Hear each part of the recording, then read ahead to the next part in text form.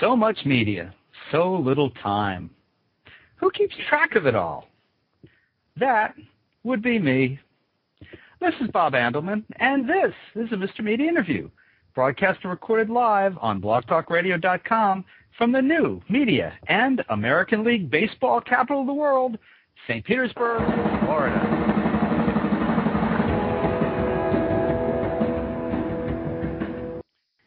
Here are some of the things I learned from reading Guy Kawasaki's new business manual, Reality Check. He only eats at 3 Silicon Valley restaurants. That way, he'll be remembered by the staff and treated as a regular. He flies United Airlines 75 to 100 times a year, but Air Canada only once annually. United gives him deference for this patronage. Air Canada doesn't know him from, well, from me.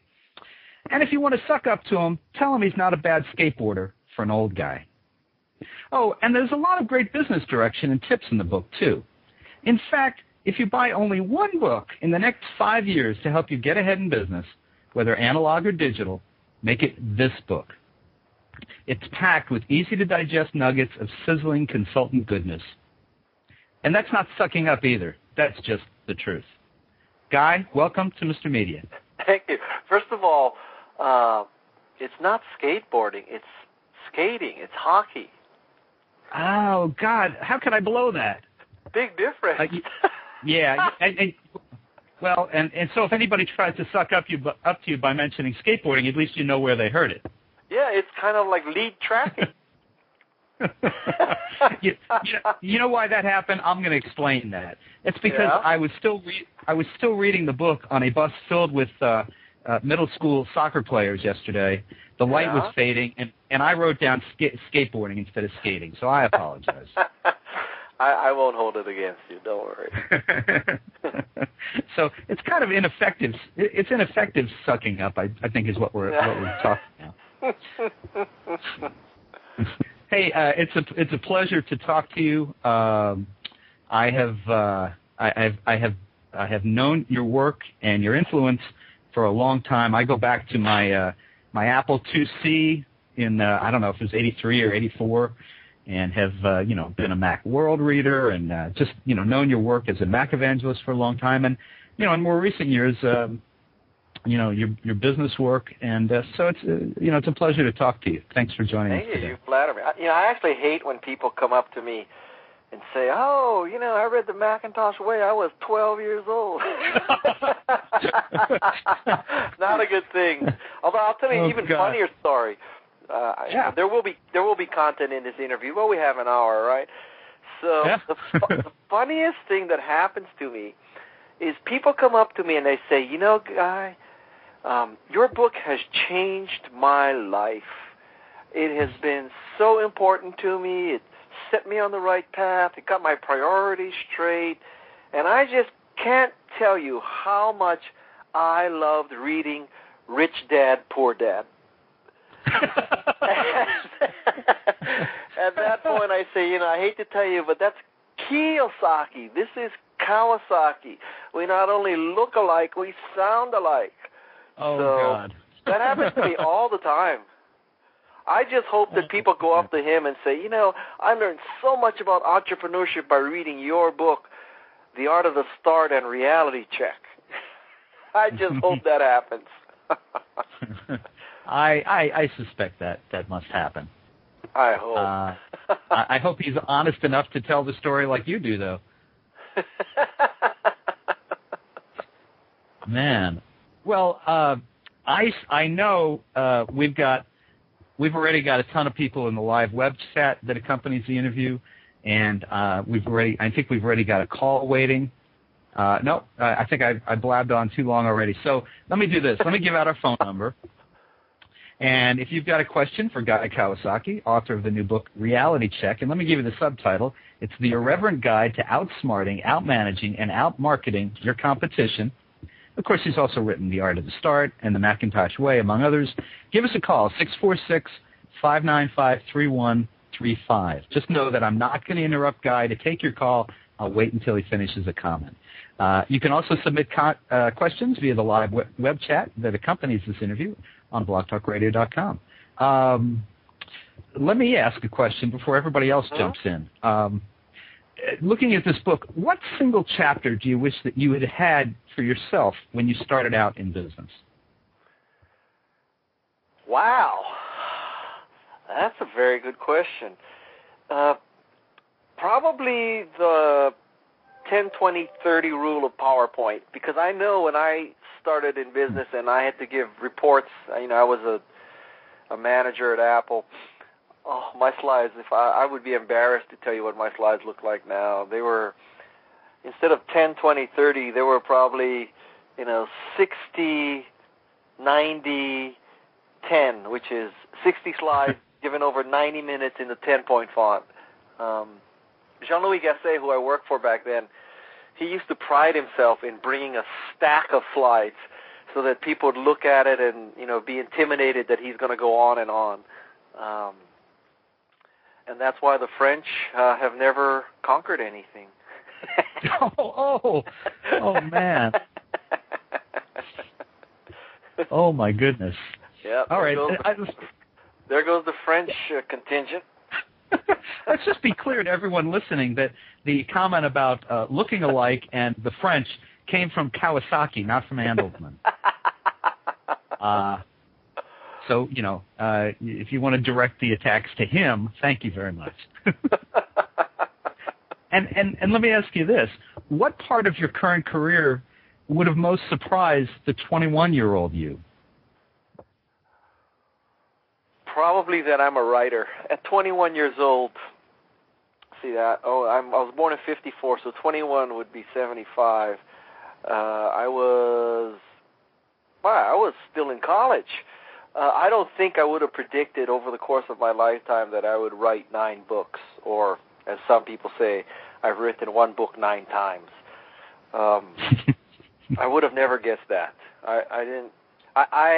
One of the biggest influences in my life is a high school English teacher, and he really was hard on us. I was in AP English, and when we had to compose anything, he would take our writing and he would find all the errors, and the way we had to do this was we had to write the sentence wrong, you had to write the sentence right, and then you had to write down the rule that you broke from a book called, it wasn't Elements of Style, it was by a guy named Vrooman or something. And anyway, it was a grammar book. It wasn't Chicago Manual Style, something like that. So trust me when I tell you, you very quickly learn how to do punctuation and grammar, because it was a pain in the ass to write it wrong, write it right, and write the rule. That took a long time. And this is before word processing. So, anyway, I'm telling you this story because this great English teacher who is now dead, he is up in heaven and he is just laughing. if someone had told him, someday your student Guy Kawasaki will be the author of 9 books, he would have laughed. He would have laughed. Oh man. I understand from my own wife and maybe one or two people in the web chat that they may not be hearing us properly. So refresh your browser, and you're probably not hearing me give this instruction, but refresh. Well, I'll go on Twitter and tell people that Blog Talk said to refresh your browser. Oh, if you would, that would be great. Thank you. That'll probably get across to many more people. I heard you on another Blog Talk radio show about a week ago, and you made a comment that I found very interesting. Speaking of writing, you said that you kind of feel like you've pretty much with this book you've put out all the advice that you have to offer, and it might be a while or not at all before you did another book. Is that right? Well, it's kind of like Lance Armstrong saying, I'm not going to run the Tour de France anymore. This is definitely the superset of all my writing. There's no question. And Peter Drucker, in the middle of his career, wrote a book called Management, which was just a huge tome, one of my favorite books that he wrote. And it was everything he had up to that point. This is my equivalent. Not that I'm a Peter Drucker, in the sense that Dan Quayle is not a JFK, but this is my tome. And I have an idea for the next book. It will probably be called The Elements of Guile, Guile, and it is about persuasion and social psychology because I happen to love that topic. And, being very specific, the Dale Carnegie book, How to Win Friends and Influence People, which was written in 1930 or something, it's 78 years old. To this day, it sells hundreds of thousands of copies every year. And I think that I could write the update to that book. Really? Interesting. Yeah, because it obviously a lot of things have changed in 78 years. He probably didn't anticipate Twitter back then, for example. So I think that book could be rewritten. And then 78 years from now, people will say, my God, The Elements of Guile is still selling. And who the hell was that guy? Is he the same guy who wrote Rich Dad, Poor Dad? He wrote The Elements of Guile. So. Oh, right, yeah. The guy who wrote Rich Dad, Poor Dad. Well, it's you're opening the door for a question that I wanted to ask you, actually. I mean, by all accounts and evidence, you're a pretty easy-going guy. Except when I'm accused of being a spammer. But, yeah, other than that, yeah. Well, okay, other than that. Schmoozing and sucking up or down aside, how much of your personality do you think accounts for your success? Oh, roughly 110%. I don't know. I mean, I'm a WYSIWYG kind of guy. I worked at Apple, so my user interface is just like a Macintosh. What you see is what you get. There's nothing hidden. There's nothing deep either. I am what I am. And a lot of people can't deal with that because, I don't know, they have some kind of expectations of me, and I just don't give a shiitake about people's expectations in most cases, particularly people above me in status, wealth, whatever. I feel I do believe in the concept of noblesse obligée, honestly. But fulfilling expectations of bozos who are somehow richer, powerful, visible than me, whatever. I have very low tolerance for that. I could care less. So. Well, the reason I asked, I mean, you were talking about the other book, How to Win Friends. And I mean, everything that I've ever heard about you or read, gives me the sense that, I mean, you're an easy guy to get along with, and I've always found that goes a long way in business. I mean, people that I've worked with on books, or I work with a lot of CEOs, a lot of entrepreneurs, and it seems to me, I mean, guys who are hard asses and pains in the ass and brutal, that works for a while, but they tend not to have those super long careers. The people don't tend to respect them. They don't go back to them. So that's why I asked the question, yeah. With one notable exception, I would agree with that.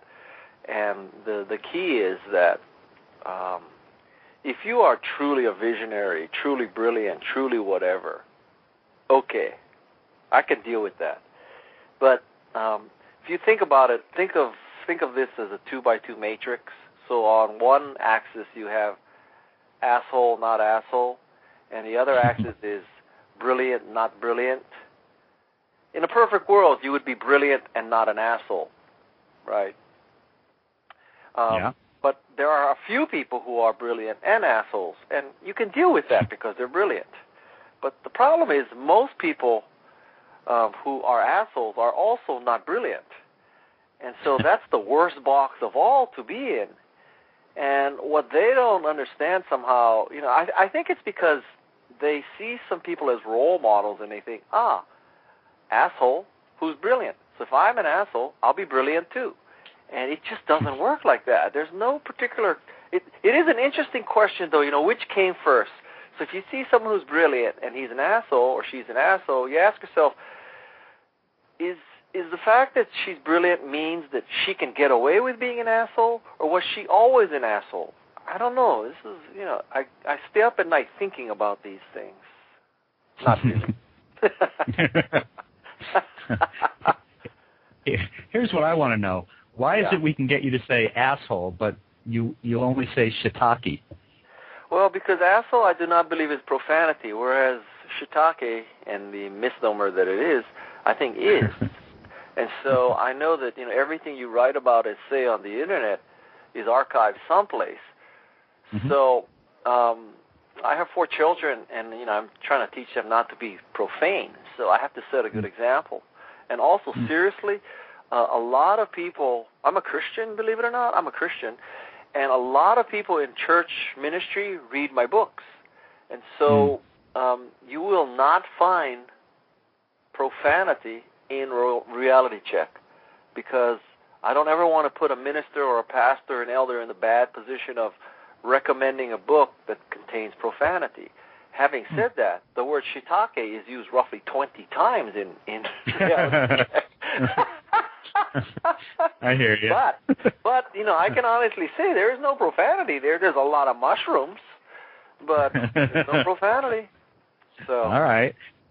Well, at the risk of losing control of the show, and I gather that happened at 5 p.m. Pacific, but okay. Well, I gather that people have worked out the problem with the sound. I'm not seeing any complaints about that, and we have a caller. So let's go to the caller. Hi, do you have a question or comment for Guy Kawasaki? Hi, you're on the air. I guess not. Guy, not the reaction I was expecting for you. I'm sorry. No. Well, all right. I've got plenty of questions. So, okay. But that does free up the phone line if you want to give a call to Guy, 646-595-3135. A lot of people in the web chat. Feel free to submit a question there. I'd be happy to ask it for you. As the company's best-known evangelist ever, and maybe the world's best-known single corporation evangelist, you talk a lot about Apple in your books, your speeches, and your interviews. Does Apple talk much about you? Never. Never. I'm like Stalin. It's very interesting that, people think that Steve Jobs sends me one of everything as soon as it's announced, and if it weren't for the good people at the Stanford Shopping Center Apple Store, I would have zero special treatment. Basically, when Apple announces something, I go to the Stanford Shopping Center and I stand in line and I pay, retail. Well, actually, my wife is on the board of directors of Seattle Pacific University, so we get an educational discount. But other than that, I'm just like any other schmo. It's me and Robert Scoble waiting outside in line for the new iPhone. So the irony is, great irony. So I work for Apple twice, two tours of duty, sort of in the sense of Vietnam War. And I worked there a total of 6 years. And I left Apple in 97. And the irony is that on a yearly basis, I probably speak 2 or 4 Microsoft 5 or 6 times. And in the 10 years that I've been out of Apple, I have never spoken for Apple. So I don't know what that says about me, Microsoft, or Apple. But, no, there's not exactly, my picture in the lobby of One Infinite League. And yet we all associate you with the company and always will. It's interesting that way. Yeah, well, in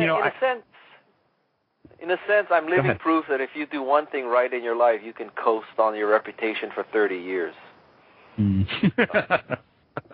It's funny what you're saying about not getting the products handed to you on a platter. I had Jason Snell, the editor of Macworld, on the show last year, and he made that point too. That everybody thinks that Apple sends him everything and he gets products, but they have to get it through channels too. He explained, and pay real cash money to get it. There's no giveaway there. Yeah, Apple is a very interesting beast. It is well, number one, things are never as good or as bad as they seem at Apple. So right now it looks like it's so good, there's cracks there. And when I was there when it seemed so bad, and it wasn't nearly as bad as people think. And it's a very, very interesting company. The people ask me every day, you work at Apple, you know all those people. Can you help me get my iPhone app through the store? Or I have this idea for doing, data analysis software. Could you get me a meeting with Steve Jobs? Or, we think that we have a great CRM solution for the iTunes store. And without exception, I tell them, don't bother. Don't even try to work with Apple. The way you work with Apple is you do something so great, Apple calls you. Because every day, 50 people call Apple with the next great idea that they're going to do Apple the favor of working with. And, I've never seen it done. So it's a different world there. Well, I have a number of questions that have come through the web chat, the live web chat that goes with the show. Okay. Let's see. I want to do them in some. I'm just going to do them in order, so they won't necessarily fit with where we've been going. Okay. Anne, let's see. Ann Wyman asks, "How do I get my site listed on Alltop?" Alltop is another one of Guy's ventures. It's kind of a digital magazine rack. It's a great question. Well, it's very simple. You could just send me an email, guy@alltop.com, with your feed and the topic that you'd like to be in, and we'll just take a look at it and add it or not. We cover about 450 topics now, and we'd be happy. We're always in the quest for having more content. So it's, I suppose I should make it seem like it's this big deal, and you have to apply, and this committee looks at it, and we use this special popularity ranking algorithm that I worked on as a PhD student at Stanford. Measures inbound links and traffic and hits, and adjusts for this, and accesses Wikipedia entries, and all that kind of crap. But fundamentally, Alltop is a very, very subjective site. We put stuff in there that we think is good and we like, and it's that simple. So we're the antithesis of the wisdom of the crowd. We don't believe in the wisdom of the crowd at Alltop. And then Margot Lane asks, "What Mac are you on right now?" And the Mac Mommy suspects it's your Air. No, I sold my Air to Neens, the person who works at Apple. At Alltop with me. At Alltop. Yeah, I could not stand my Air. I'll tell you why. The Air, and I had the solid state drive. Just mentally, the mental path I went through was solid state drive, nothing spinning, must equal infinite battery life. Well, solid state drive, not spinning, equals same battery life as hard disk. So that just breaks my mental train of thought, right? So that was problem number one. Problem number two is no super drive, no CD-ROM, no DVD drive, internal anyway. That's problem number one. Two. Problem number three, it had one stupid port. And that one stupid port was supposed to be for Ethernet and USB and, for downloading your pictures, connecting to the network and all that. One stupid port. There was not space to add a second one? I don't understand that. So when I was traveling, I would have to take this USB little hub, right, the 5-port hub. So that had its own power supply. And that power supply had another cable. And that cable had another connection. It was like, geez, it's like, what crap. So it's very thin if you don't ever use everything, but if you want to use everything, an Air is not so thin anymore. So now there are people who truly love the thinness and the Air and the industrial design, but I sold my Air to buy a MacBook 13-inch, and that is the best laptop I've ever owned because it's not that much thicker, but the battery is replaceable, which an Air's isn't. And it has 2 USB and 1 Ethernet. And it's just, for my purposes, a much better computer. However, the question that was asked was, what computer am I on right now? And right now I'm on a Mac Pro with a 30-inch. So I bounce between 3 computers. I have a MacBook 13-inch, I have a Mac Pro with 30-inch monitor, and that's in my home office. And inside my house, in the TV room, I have a 17-inch iMac. So those are the three I found from. And then, for me, so my life is centered around Twitter and email. So I use Entourage from Office because I need Exchange so that I can go to basically any computer and more or less, my inbox, my contacts, and my calendars, plus it syncs to my iPhone, is all in sync because I don't know at any given moment which computer I'll be at. Margot Lane had another question for you, it's sort of along the same line. She says Apple denies they're designing an e-book, but haven't they already with the iPhone and its undoubtable reiterations? And if not, do you think that they will? Well, for me, what defines an e-book is the library behind it, in the same sense that I don't think iPod would be nearly as successful as it is without iTunes. So yes, you can have the form factor, et cetera, of a quasi e-book, but unless you have the iTunes of books, then it doesn't really matter. And in that sense, Kindle is closer to an e-book than anything Apple's coming up with now. I don't know any secrets about what Apple's doing. Okay, so for all I know, they are working on this, Kindle killer. But the key for me is the content. It's now having said that, if you design a piece of crap ebook that doesn't work ergonomically, no matter how great the content, but still, I think. I just don't know if there's enough volume in the e-book business for Apple to be interested in it.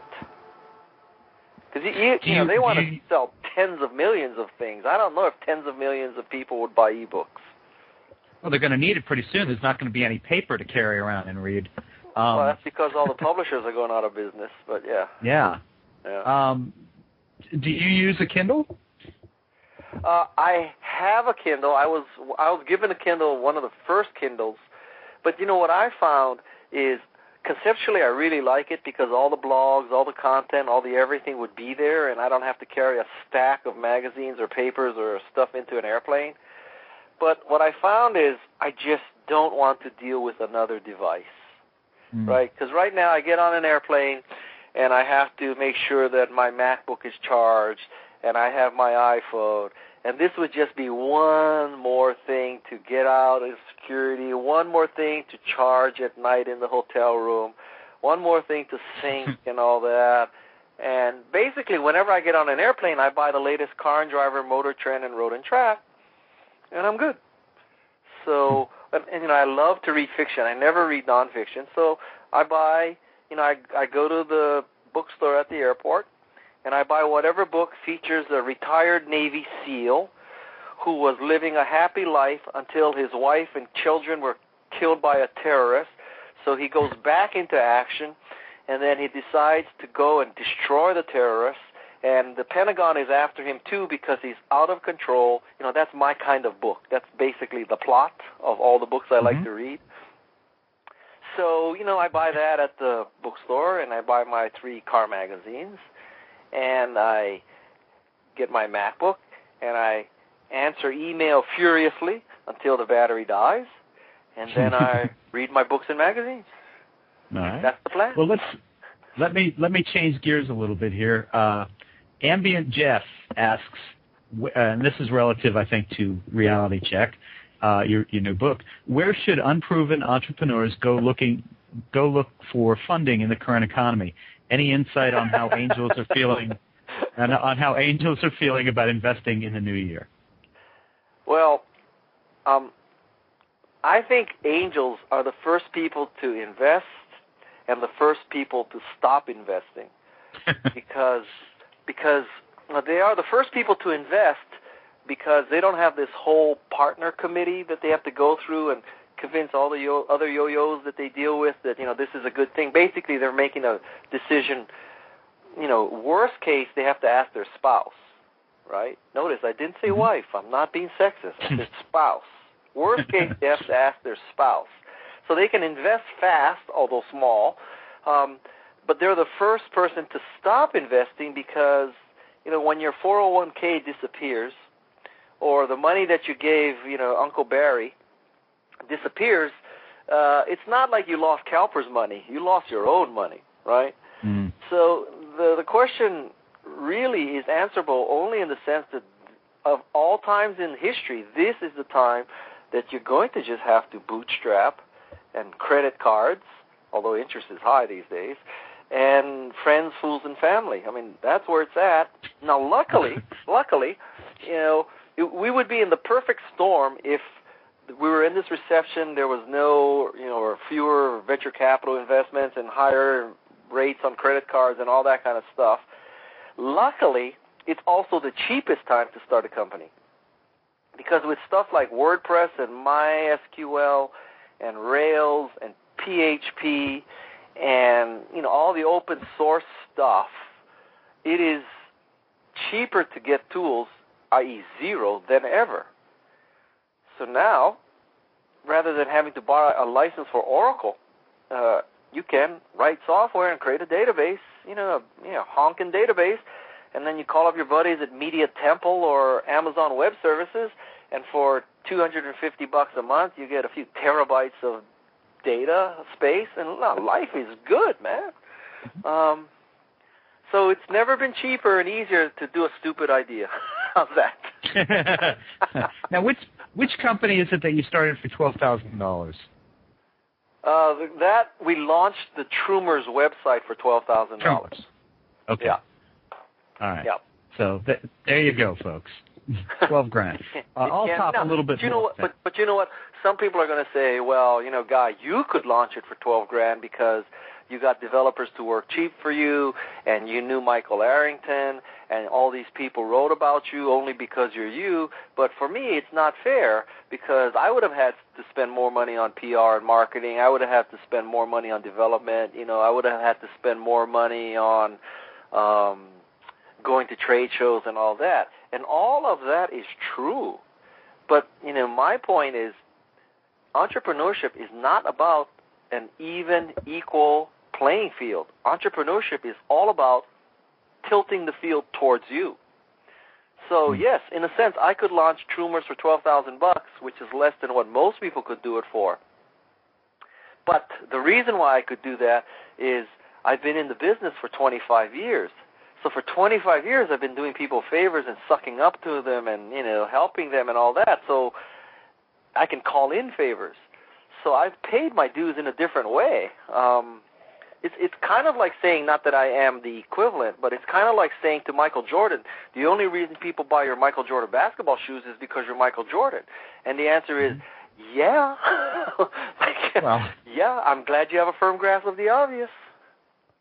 Well, you didn't become the Guy Kawasaki that everyone knows overnight. I mean, you had to, that took work, that took time, and you get the payoff for it. I mean, that's how this country works, I think. I don't know how this country works, but well, let me explain it to you. I'm sure that I understand it. Yeah. Okay, you do that. Well, listen, folks, if you've got a question for Guy Kawasaki, author of the new book Reality Check, as well as The Art of the Start and The Macintosh Way, give us a call. 646-595-3135. You can also continue to submit questions via the live web chat accompanying the interview, which is, of course, on blogtalkradio.com. Reality Check covers an awful lot of ground. As a guy who makes his, as a guy being like me, this guy who makes his living co-authoring books with CEOs and entrepreneurs, the sheer volume of takeaways in the book is mind-boggling. You must be scribbling notes to yourself everywhere. Well, the honest answer is that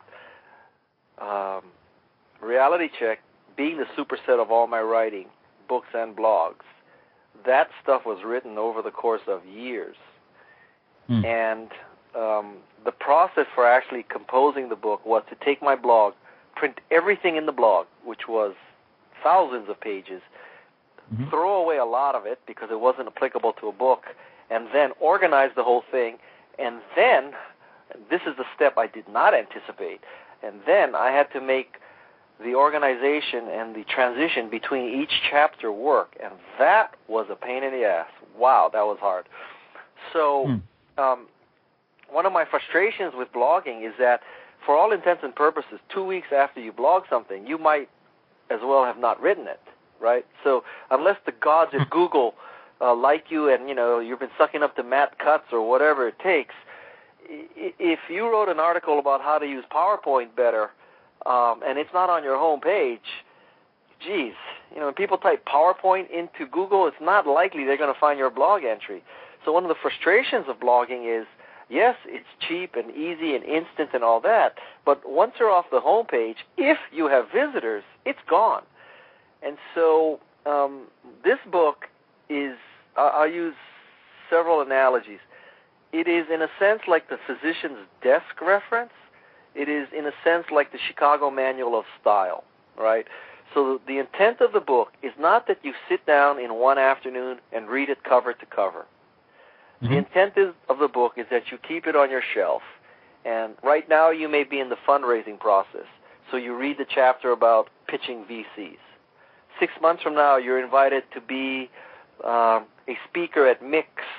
And at Mix, you're going to be on a panel, so you read the chapter about how to be a good panelist. And 12 months from now, because you were such a good panelist at Mix, you're asked to be a moderator of a panel at Macworld Expo. Now you have to read the chapter about how to be a good moderator. And, I go down the line in all these functional areas about sales and marketing and evangelism and fundraising and R&D and execution and engineering and, dealing with lawyers. And the point is like the Chicago Manual of Style. So with the Chicago Manual of Style, the way it works is, let's say you're writing something and you want to be absolutely sure that you handle percentages right. So, it's a good question. When you write a sentence like 40% of Americans are now on Twitter, right? So is it 40 P-E-R-C-E-N-T? Is it F-O-R-T-Y percent sign? Is it F-O-R-T-Y P-E-R-C-E-N-T? I'm not so sure. So you go to the Chicago Manual of Style and you look up in the index percent, and it cites the rule, this is how you do it. And that's the intent. Now, most business books are one idea stretched to 200 pages, right? You need to tip, you need to blink, you need to be an outlier, you need to cross the chasm, you need to whatever. God bless them. I love those books. My book is 200 ideas stretched to 2 pages. Very different, very different book. Right. Well, I want to ask you about a specific section. Can you explain to our listeners the difference between sucking up and sucking down? Oh, okay. So, sucking up is a skill that most people believe they have to accomplish. And the example I primarily use is sucking up to A-list bloggers. So there's a group of about 100 bloggers who, in their minds, believe they're on the A-list. Of course, I'm one of those 100, so, who should I be to talk? So those 100 people, they theoretically have big readerships, they have credibility, they have the ability to make people try stuff, right? So there's a whole chapter in there about how to suck up to bloggers. What appeals to a blogger? What do you need to do to suck up to a blogger to get to a blogger to write to you? So that's kind of like the same process of sucking up to the Wall Street Journal West Coast editor or the Jason Snell at Macworld, magazine, or I don't know, Sarah Lacey at Business Week, Adam Lashinsky at Fortune. How do you suck up to those people? Same concept. Sucking down is very different. Sucking down is something that I figured out that really there's 2 reasons to suck down. One is sucking down means you're sucking down to someone who may not be as rich, powerful, famous, whatever as you. And there's 2 reasons to do it. One, and a more tactical level, is you just never know, because the person that you're sucking down to now who you really don't need someday could be a very important person.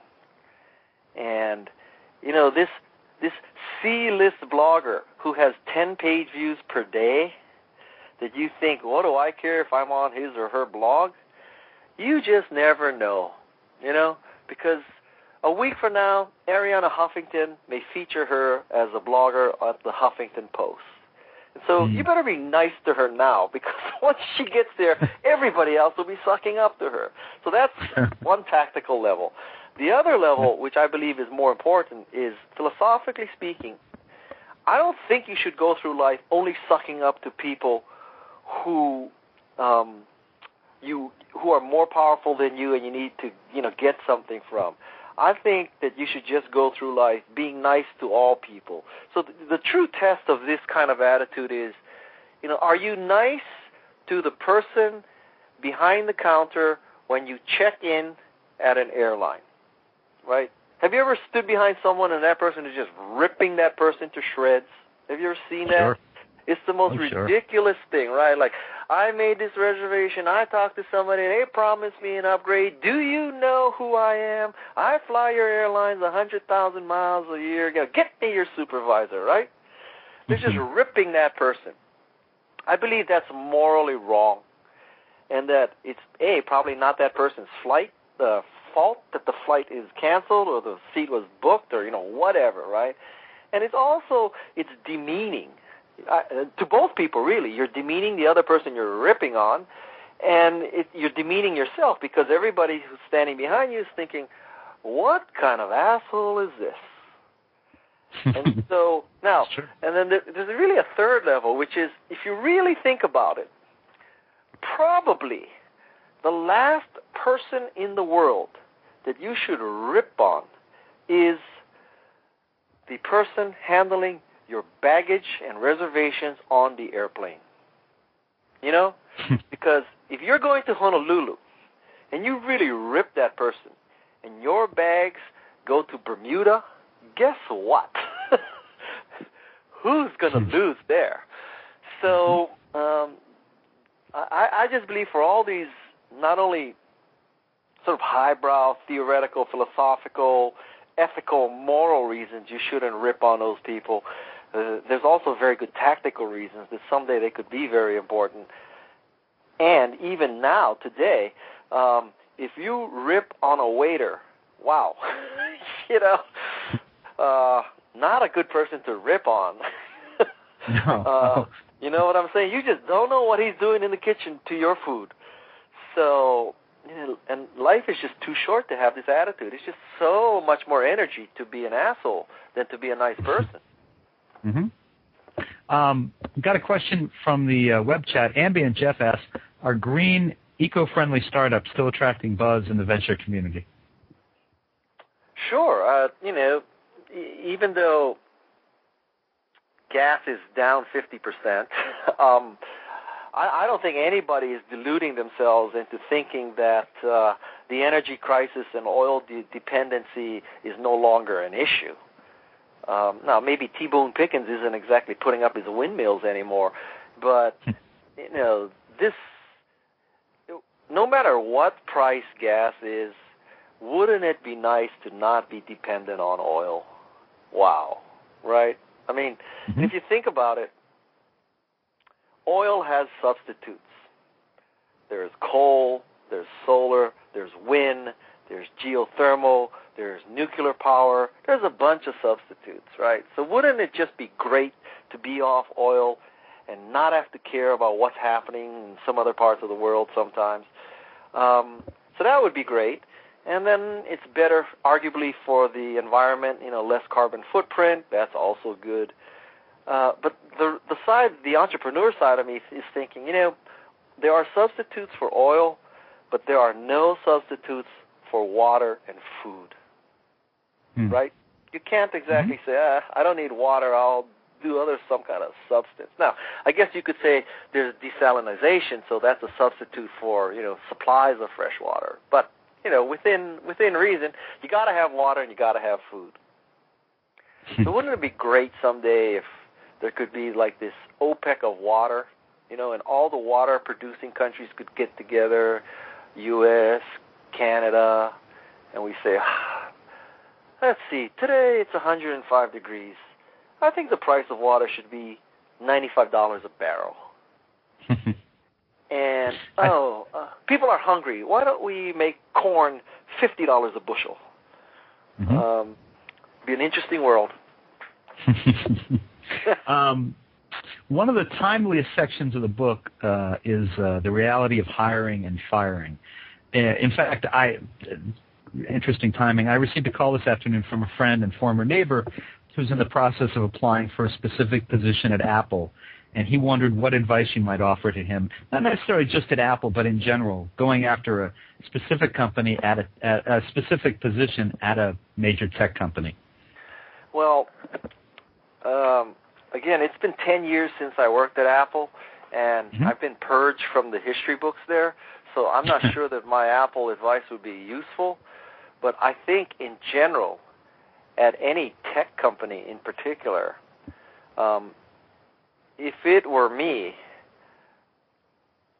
of course, you have to do all the basics of have a good resume and all that kind of stuff, right? But I think the single most important feature for an attractive candidate for me is someone who clearly understands the product and loves what it does, right?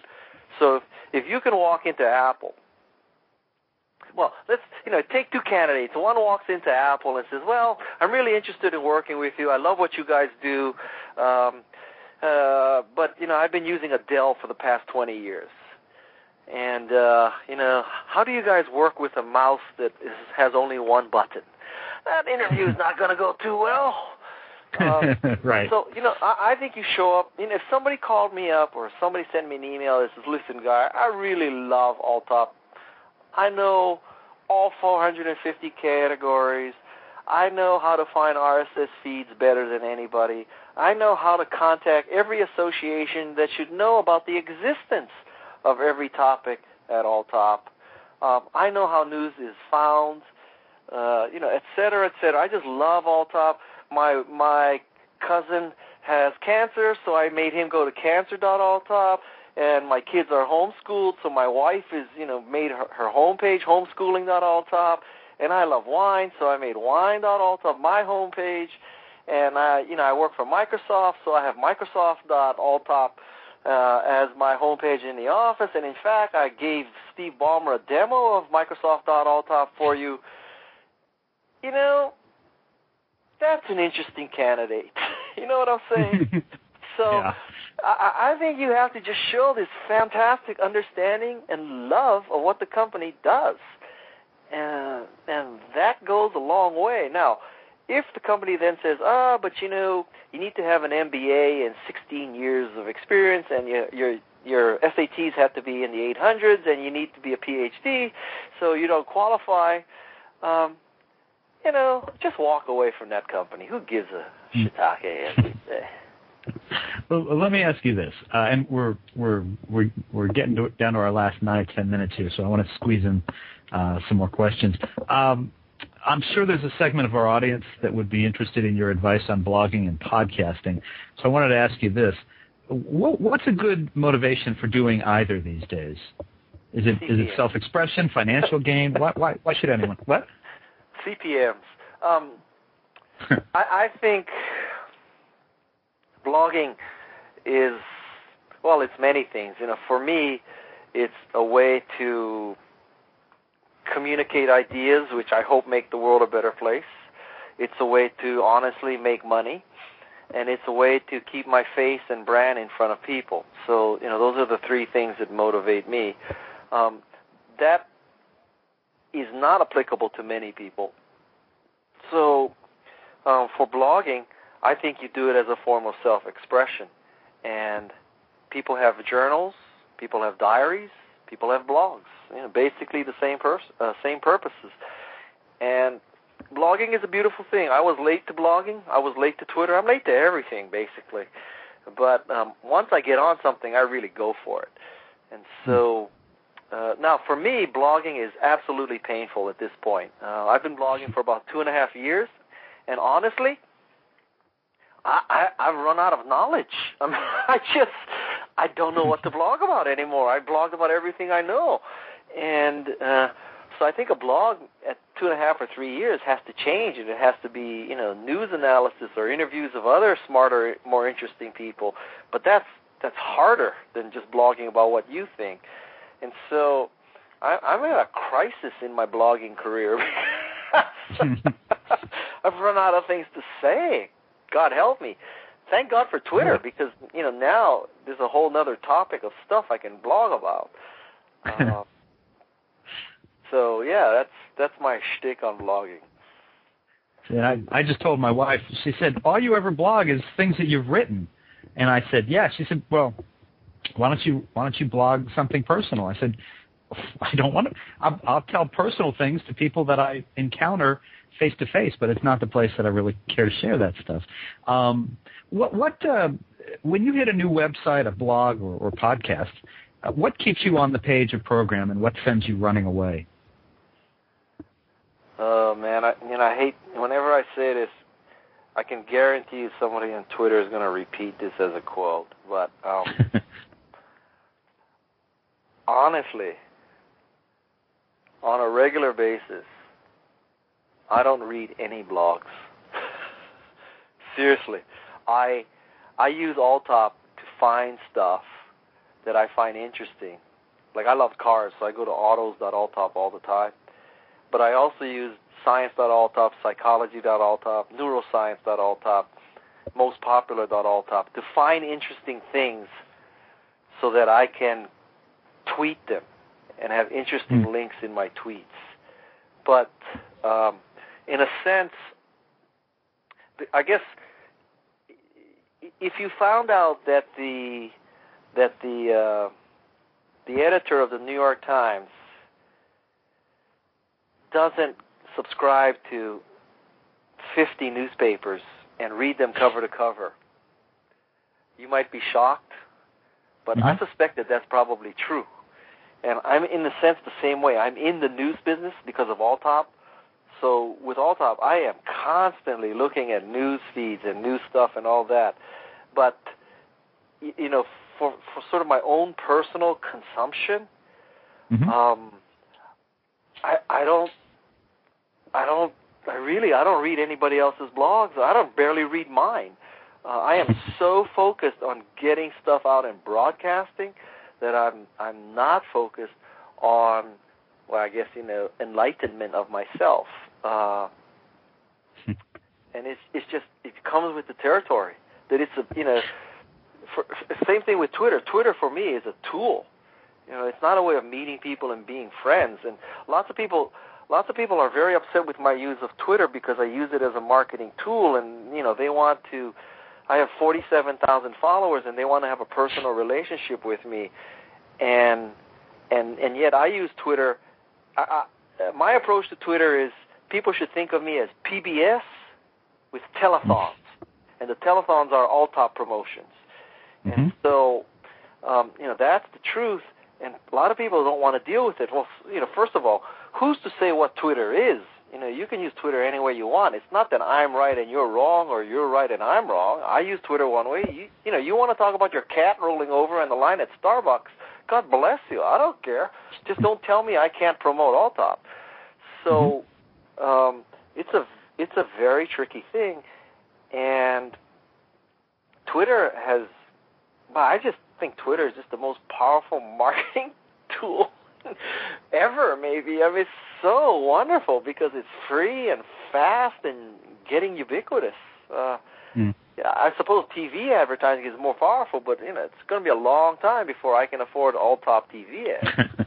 Right. Well, I feel that way about Twitter and Facebook as well. And for purposes of Mr. Media, I mean, that's what I use them for. It's to get out word about a program, whether it's with you or I'm going to talk to. But you're an evil person like me. You're an evil person. You should be forming meaningful relationships. It's like, let's say that CNN has a feed at Twitter, right? So if you write to CNN, you actually want Christiane Amanpour to answer your question, right? I mean, of course. Why not? Yeah. Of course. Sure. Stop everything and answer your question. That's just not how it works. So, well, Guy, let me throw out one more. We've got just about enough time for one last question. It's going to be from me, and it's about content and related to Alltop. Newspapers and magazines are, well, failing from coast to coast, or maybe I should say that their financial models are failing. Are you at all concerned about having enough free content to aggregate in the future? And should companies like Google, which has all the money, or even Alltop, which has a little bit of money and is growing, should you guys start acquiring publishers to secure a steady stream of quality future content? Well, in the case of Alltop, we aggregate, the New York Times, the Washington Post, the L.A. Times, the San Jose Mercury, San Francisco Chronicle, Huffington Post. We aggregate all that stuff, right? Mm-hmm. And so they bring us credibility, but the bulk of Alltop, and we have about 35,000 sources on Alltop, are bloggers and not working for any of the large publications. So the bulk of those 35,000 are not going to go away. And but I will tell you, a scary thing. One scenario that does concern me, which is, and mea culpa, I'm guilty of it as anybody, that last week in a very, very popular daily technology news service, who I will not name, okay? But if you follow me very closely, I'll tell you it's the service run by the person who backed down from the bet of giving up Twitter if I gave up my phone for a week. That's enough of a hint. Okay?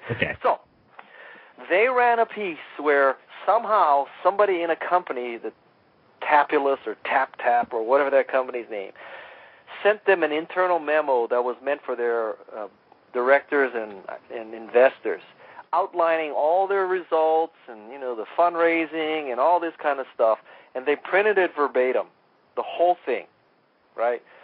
So now, there's obviously a lot of information that you probably would not want out if you were that company. What were their sales, what were their volumes, what were their fundraising, all that kind of stuff. So this is a very interesting question. So the question is, there's two sides to this story.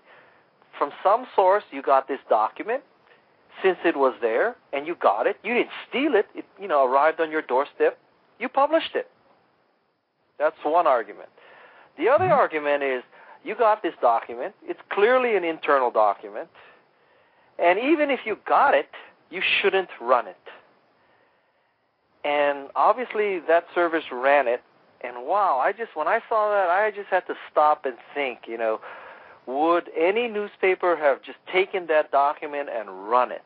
Now, it's one thing if it's an internal document from Reynolds Tobacco saying that we purposely jacked up the carcinogens in order to make cigarettes more, addictive and kill more people.